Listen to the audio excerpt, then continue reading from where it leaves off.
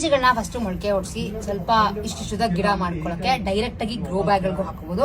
But ನಾವೇನ್ ಮಾಡ್ತೀವಿ ಅಂದ್ರೆ ಈ ತರದ್ದು ಸೀಡ್ಲಿಂಗ್ ಟ್ರೇಗಳು ಸಿಗುತ್ತೆ.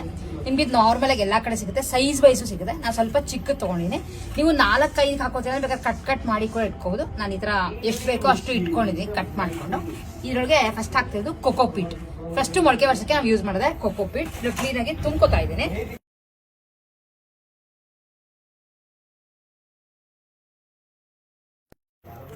ಸೊ ಆಲ್ಮೋಸ್ಟ್ ಮುಕ್ಕಾಲಷ್ಟು ತುಂಬಿದೆ. ನಾನೇನು ಪ್ರೆಸ್ ಮಾಡಿಲ್ಲ, ಜಸ್ಟ್ ಮೇಲ್ಮೇಲೆ ಹಾಕೊಂಡಿದ್ದೀನಿ ಅಷ್ಟೇ.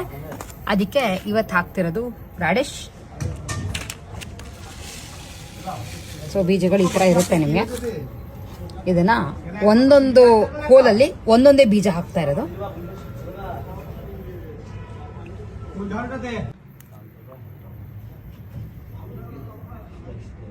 ಬೇಕಿದ್ರೆ ನಿಮಗೆ ಅನುಮಾನ ಆಗುತ್ತೆ ಬರುತ್ತೋ ಇಲ್ವೋ ಅಂತಿದ್ರೆ 2 ಬೀಜ ಹಾಕೋಬಹುದು. ಎಲ್ಲದ್ರೊಳಗೂ 2 ಬೀಜ ಹಾಕಿದೆ. ಇದ್ರ ಮೇಲೀಗ ಕೊಕೋಪೀಟ್ನ ಕವರ್ ಮಾಡ್ತಾ ಇದ್ದೀನಿ.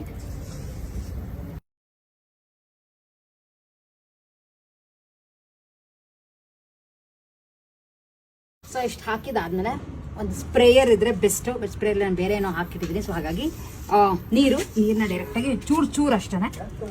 ಇದನ್ನ ದಿನ ಫಾಲೋ ಮಾಡಬೇಕಾಗುತ್ತೆ. ಬಿಸಿಲು ಸ್ವಲ್ಪ ಬೇಕು, ತುಂಬಾ ಏನು ಬಿಸಿಲು ಬೇಡ ಇನಿಷಿಯಲಿ ಮೊಳಕೆ ಹೊಡಿಯೋಕ್ಕೆ. ಸೊ 4 ಪಾಟ್ಗೂ ಹಾಕಿದೀವಿ. ಫಸ್ಟ್ ಪಾಟ್ಗೆ ರಾಡಿಶ್, ನೆಕ್ಸ್ಟ್ ಹಾಕಿದ್ರೆ ಕಾಣಿಸ್ದಂಗೆ ಕೌ ಪೀಸ್ ಅದನ್ನ ಹಾಕಿದ್ವಿ.